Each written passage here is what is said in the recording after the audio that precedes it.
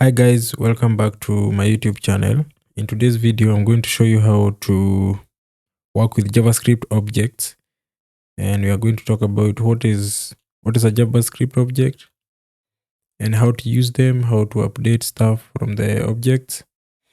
Yes, so to begin with, a JavaScript object represents a thing, e.g. a car. So imagine you have a car and the car has certain features, like the car has a color, maybe a color of red. A car has a number of wheels. A car has number of seats. A car has the engine capacity, horsepower, all those stuffs. How can you represent this data well? So the first thing you might think, so let me see there. So the first thing you might think is, let's represent this in an array. So in our previous tutorial, we talked about arrays. So let's say my car is equals to, maybe you might represent the car's data with, we want it to be color of red, and then it has 4 wheels, and then it has 2100 cc. And then what else can a car have that is unique? Does it have a sunroof? Then you can say false. So your first instinct would be, let's represent the car as an array. But now we have different ways. A car, we don't know, we have to keep track of the color, the wheels, the cc, engine capacity, or that, and then whether it has a sunroof. So this type of representing data is not ideal because we have to keep track in our minds or in our program what each array item represents. And as you know, an array item is not ordered. So whenever you're using the array, it might reshuffle. So in case you're using indexing and say the first index was a color, all that stuff, that one wouldn't work. So that's a problem that JavaScript objects are solving, such that the object itself will represent a specific thing, and then the thing that it is representing. So if we go back, we have a syntax for using JavaScript objects. So I can create a variable called my car. And then to create an object, you open curly brackets. And then here inside, you write key value pairs. So let me just comment on top. So we have key value pairs. And what does this pair specify? So we can say a color of red. So this is a key and value pair. And then something you might note is that the key needs a unique name or a specifier, and then whatever it holds, the value has to be one of the JavaScript's data types. Okay, so we could say has sunroof. So the naming here should follow the naming of the variables. It should have a meaning. And then this one is a boolean, we can say false, right? And then we can say the age of the car. I don't know whether cars have ages, or we can manufacture date, and then we say 2020. So you can see this is a string, this is a boolean, this is an integer. Manufacture year. So this is how you create an object in JavaScript. And as I said, an object simply represents a thing. It represents something in the real life. So this is a car in the real life, but we are able to represent its color, whether it has a sunroof. So the keys in an object have also another name called properties. All right. So we have, these are properties, and these are the values. So if you go back, we have the table of contents. So the first thing we'll talk about is an introduction to objects, And then we can see how to create objects, how to add properties. As I said, the properties are the keys. Next one is accessing values using their properties. All right, so how can we access the color inside my car's object? Yeah. So then we have updating, deleting, object methods, the this keyword, object iteration. Iteration mainly means looping over the data in an object, and object copying and cloning, advanced object concepts, and then a conclusion. So let's see all these in depth. So an introduction to JavaScript objects. So as I said, an object helps us to model real world entities with properties and behaviors, making them ideal for structuring and modeling data. So as I said, we can represent a real world entity or a thing using an object. So for instance, take a real world entity like a person. So the person,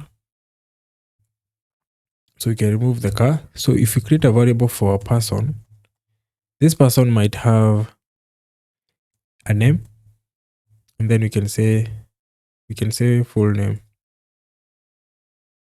Then we say John Doe, and then we have an age of 20, and then we have is married, false. So you can see we are representing a real life entity, a person, and we have their name, we have their age, we have whether they are married or not. And then this is the syntax I was talking about. So we use the curly brackets, and then inside we write key value pairs, and the key representing the name and the value representing the data type it is storing.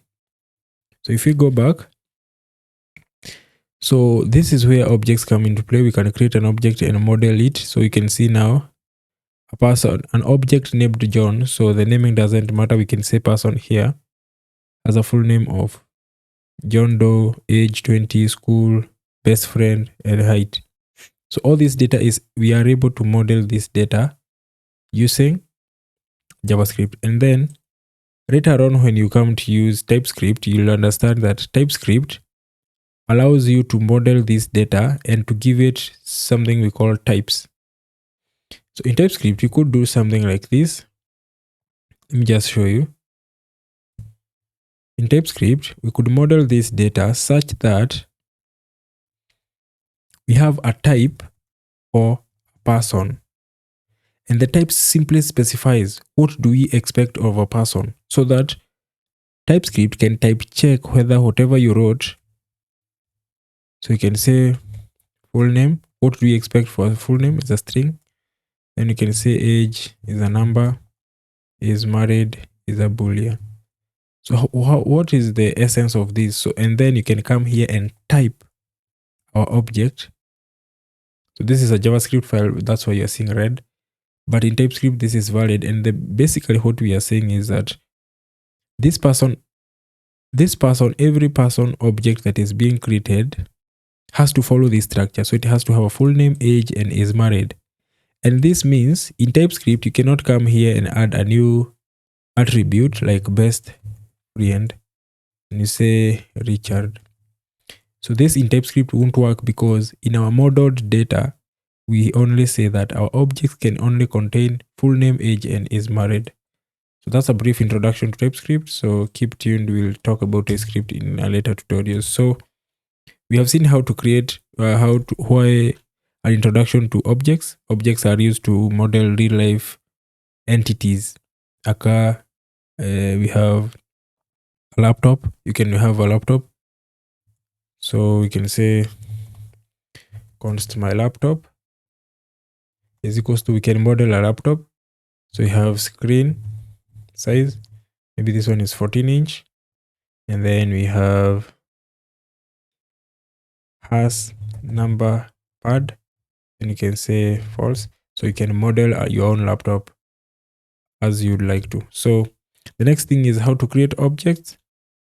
And the standard way to create a JavaScript object is to use the curly brackets and type out the data as key value pairs separated by a comma, not a colon. So this one is a comma, not a colon. All right, so let me edit this real quick.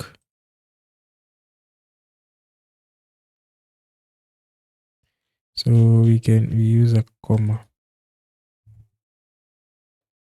Then we publish. So we said the key is called a property. So the key is also called a property, and the value can contain any valid JavaScript data type, a string, a number, a function, etc. So this is the property, this is the key, and the key can contain any valid JavaScript data type, even a function. Something else you might notice as a function in an object is called a method or an action, something of that sort. So there are several ways to create JavaScript objects. I already showed you. The first method is called the object retriever. And then this is how the object retriever is declared. So we have the variable name, and then you open curly brackets. And then after opening curly brackets, you write out the properties and their values separated by a comma. The next thing is by using the constructor function. So let's check how this one works. So a constructor function is a function pass on. You can take a name and an age, and then you say this dot name equals name, this dot age equals age. So this is what we call a constructor function. And a constructor function is a function basically used to construct objects. So what does the this keyword represent? So the this keyword, and so I'll add a note here. The this keyword behaves differently in arrow functions because they don't have their own object scope. They own this they don't contain the, let me just show you. So let me show you. They don't have their own this context.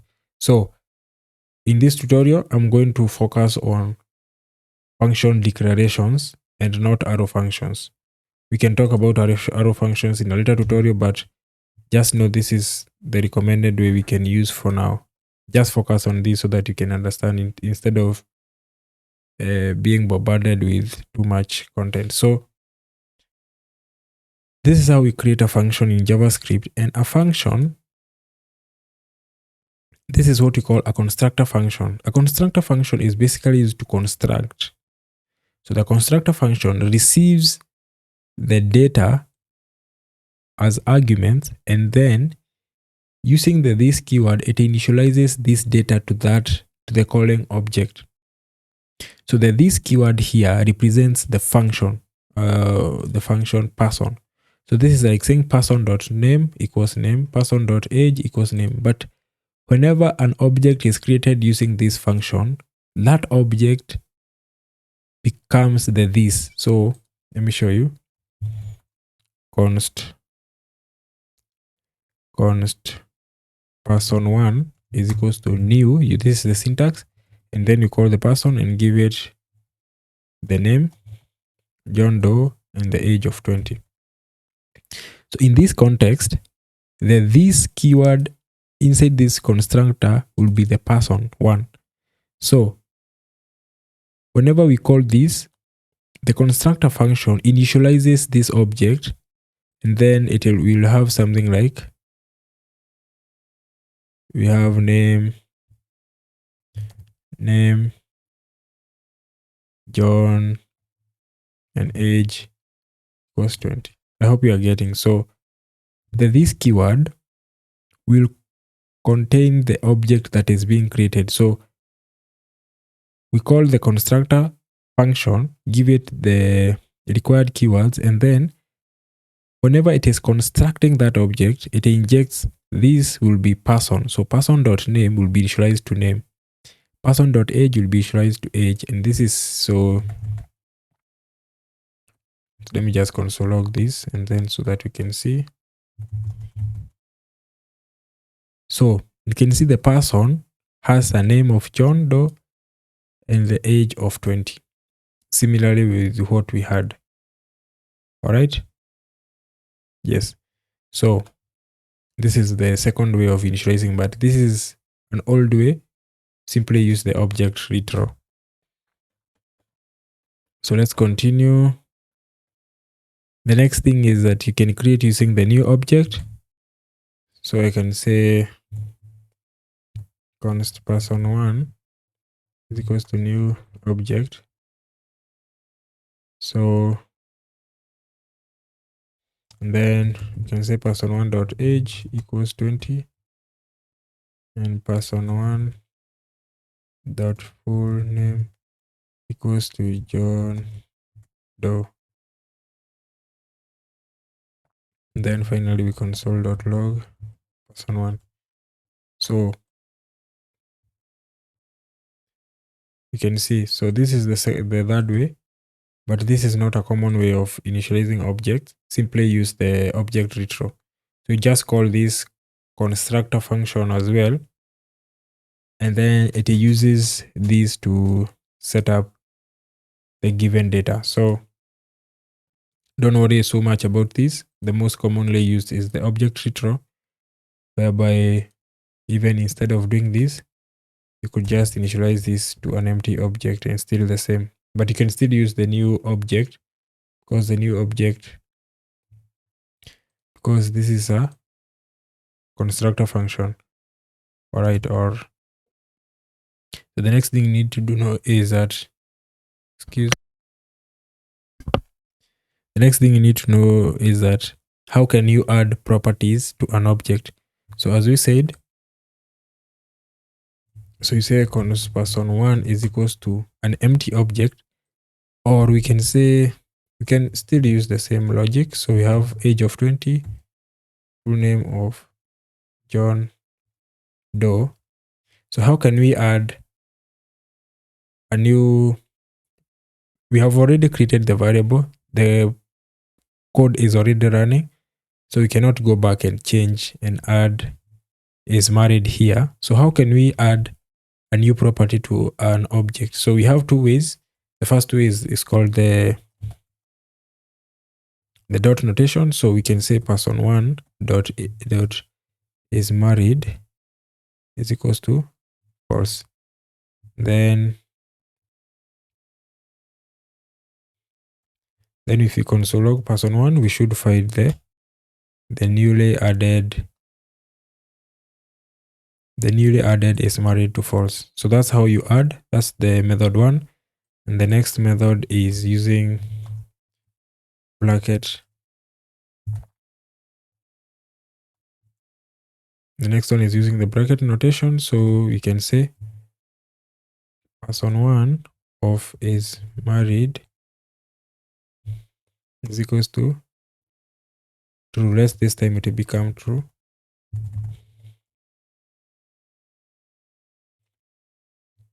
We console log person1. And then we can see is married to true. So the syntax is that you call the object, open square brackets, and then inside a string, you write your property, and then outside you write your value. So that's how you add properties to an object. So the next one is accessing values using their properties. So we can add is married here now to be false. So how can we access the age of this person? So to access the age, you can console log person using the dot notation as well. Dot notation. You can say person1 dot age. Then you can see 20. So this is the first way of accessing a value using its property name. So the next thing is to use the bracket notation. So we can say console.log person1 of full name. So this is the same syntax. You call the object, open curly bracket, open square brackets, and then in quotes, you call the property.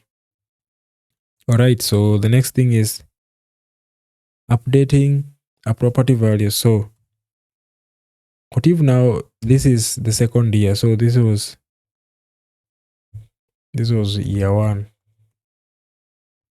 And then in year 2, we need to update the person's age to 21. So how can we do that? So to update something, you can still use the same dot notation or bracket notation. So we'll start with the dot notation. So we can say person1 dot age, then we can do person1 dot age. We access the age, then we add 1 because it's their birthday. Then if you console.log person1, so we can see the age has been updated, and you can do the same thing using the bracket notation, whereby you do person1, you use the same syntax, open square brackets, and then inside quotes the property name you want to update. All right, so the next thing is deleting a property and a value. So we might say, so up to this point we can say, so we are done with the age. So we can say to delete a property and a value, use the delete keyword. So you can say delete person dot age. Then you can log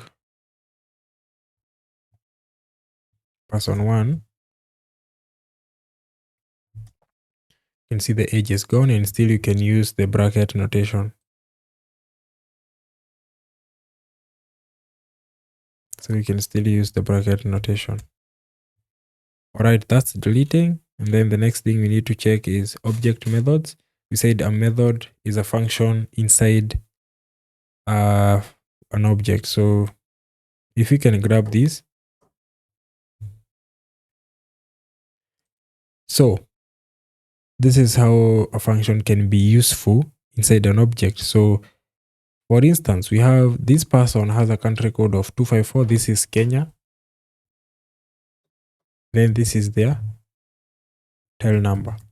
So using a function, and as I said, using the this keyword, we can access the containing object. So this is like saying person.country code, person.tel.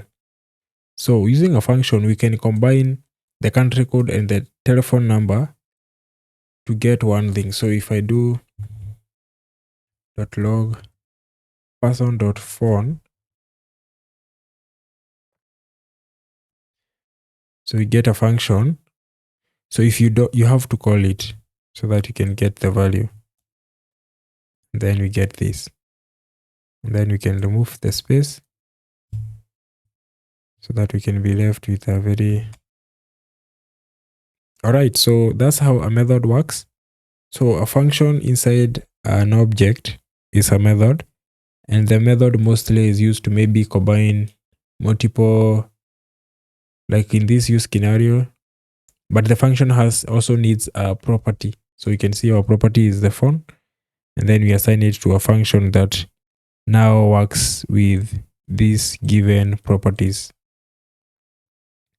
All right, so the this refers to the containing object, for our case the person, and the this keyword behaves differently on an arrow function. For now, let's stick with the function declaration. So in case we used the anonymous arrow function, the results will differ, but that's a story for another day.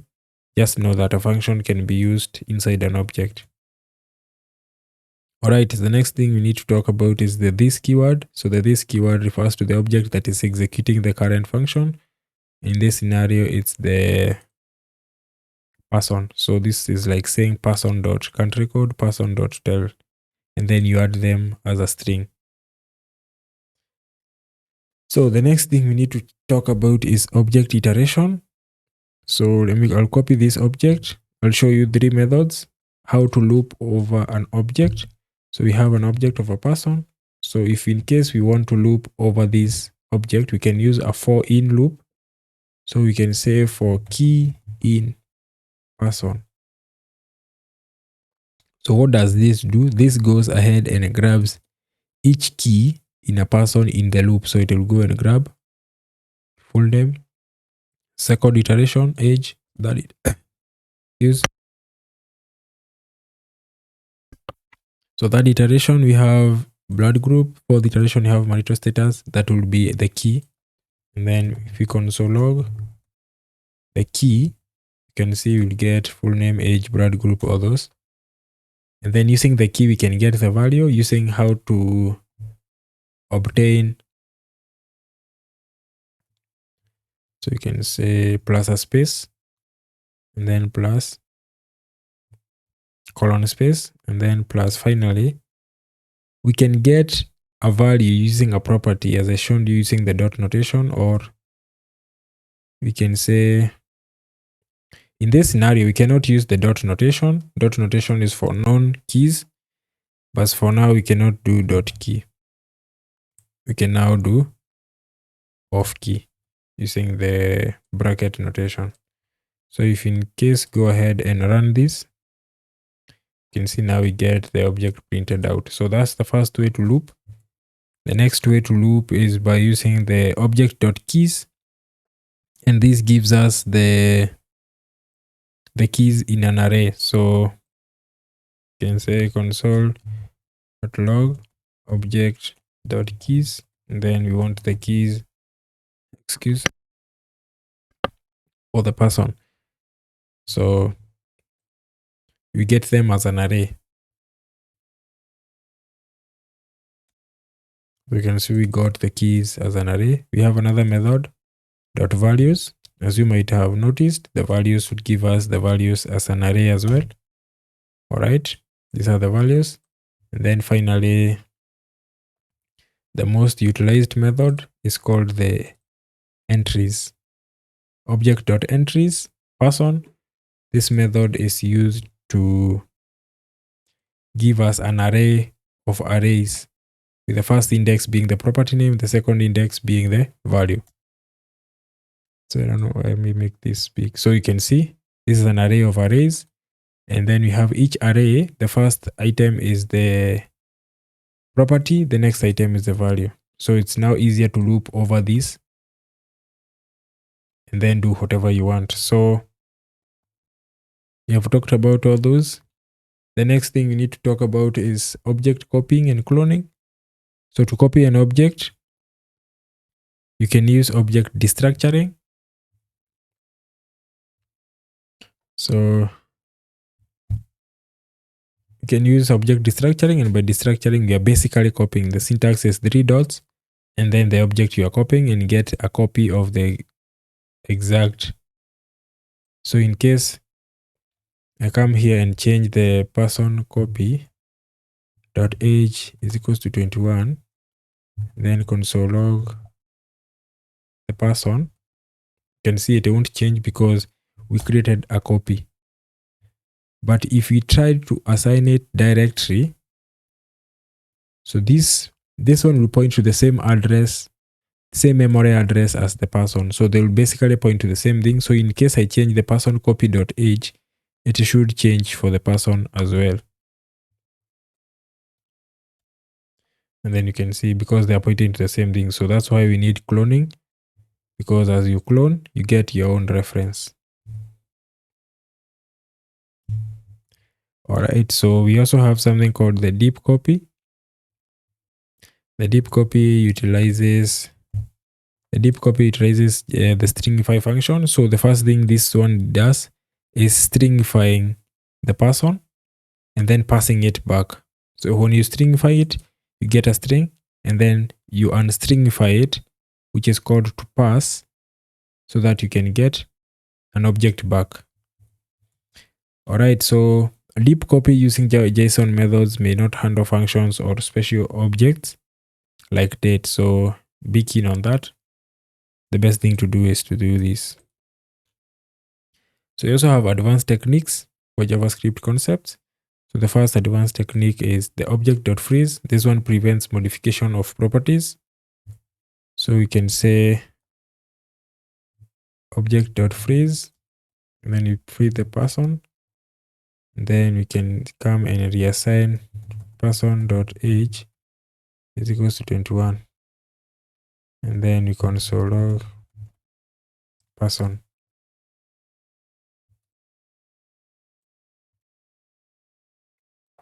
So then we console log the person. So you can see it prevented person from being changed. You can see now we are getting still 20. So the next one is the seal object, the seal function or method, which allows modifying existing properties but prevents adding or removing. So it prevents adding or removing. So it allows modification and prevents adding or deleting. So we can say delete person dot blood group. And then we can console log person. All right. So we tried to delete the blood group, but we could not delete because we used the seal method. Finally, we are talking about object destructuring, as I said. Excuse. So in object destructuring, you cannot destructure let me just copy this. Destructuring can be used to copy. So destructuring can be used to copy, and it can be used to grab individual items of the person. So assuming we wanted to create a variable to hold the full name, so we could do const full name is equals to person dot full name, and then const age is equals to person dot age. So this one works, but this is repetitive. So that's why we have object destructuring, which is a bit simple. Let me destructure blood group and marital status. So you can come and open an object syntax